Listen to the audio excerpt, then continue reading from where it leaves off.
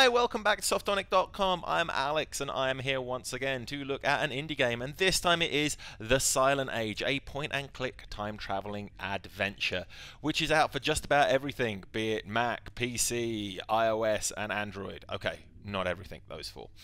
Right, now this is about halfway through the game, but it was one of the sections that I found the easiest and that gives away the least about plot. So we'll just have a look at this to give you an idea of how to play. And from there we shall just dip in a little bit to the plot in terms of me describing it rather than me showing it. Okay, now as I said, it's a time travel adventure and this is the future, except it's not the future, it's now. But for this guy it's the future. If you can't tell by the look of him, this Tom Selleck looking dude, it's actually set in the 70s, which looks more like this. Boom, straight back. But you see in the past, or in the present, the past, however you want to call it. In the era of this gentleman, this door is locked, but if I tap on the button down here, bang, it's not because the door has been blown off. And inside is a rather dilapidated ambulance. However, now that I'm inside, I can hit it, and the ambulance looks fine, except it's missing a wheel.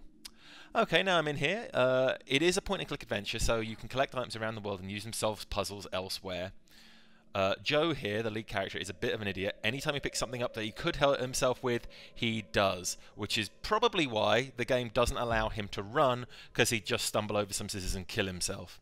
That is a pain at times. I mean, you can run a little bit, but it is a very metered pace, which, when you don't know what to do, is good, because when you're wandering around, you look, you think, and work out what you can do in the game.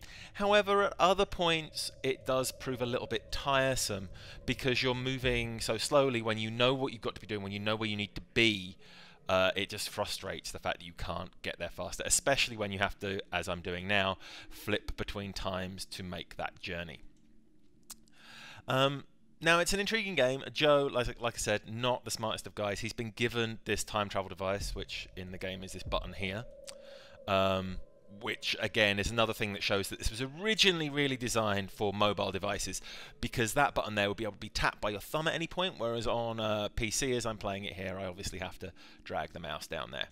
Anyway, can I open the filing cabinet? Let's run over and have a look.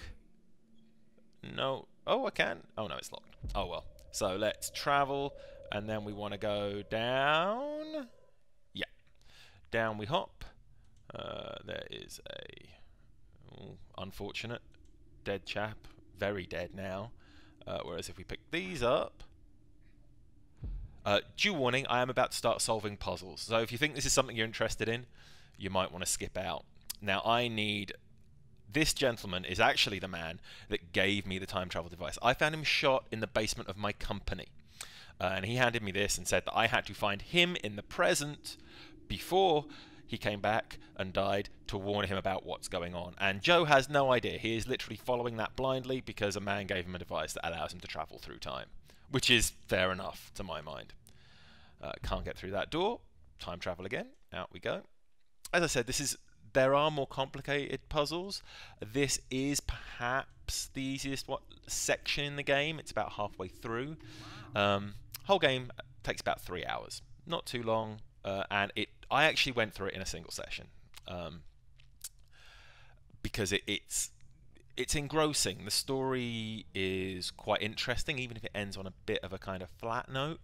And the voice acting, which I don't think you're going to hear in this section, is quite enthralling. The plot is enthralling in a strange way, and it's mostly because Joe is he's an everyman. He's very much you. He acts as you as the protagonist, not knowing what's going on, so you're there trying to guess what the right thing is at every point, and it's very effective. Okay, so that's really a basic idea of what the game entails. It's got this very definite stylistic art style that I really like. And the animation is beautiful, if, as I've previously mentioned, a little measured for me. But if you give it a chance, you'll really get sucked into the story, and it's a good length. And each chapter, as you've just seen, I've nearly finished this chapter. If you know what you're doing, each chapter takes 5 or 6 minutes. If you don't, it can obviously take longer as you solve puzzles and flip back and forth through the time zones to find the items you need to solve puzzles. Basically, the one advice I'll give is always make sure you've double-clicked in each area, because often you'll open up an area, go in, not see something, and for some reason back out and forget to hit that button, and that is nearly always the key. That was nearly always where I fell down on solving the puzzles.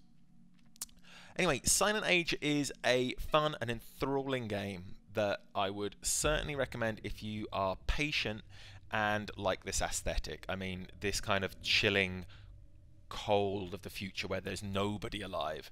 That basically what you're trying to do. There's been some kind of catastrophe that I'll let you discover. And the present where people are and they'll involve you with the voice acting is incredibly good. Okay, that's it for this time. I'll see you next time with more games with Softonic. Thanks for watching. Goodbye.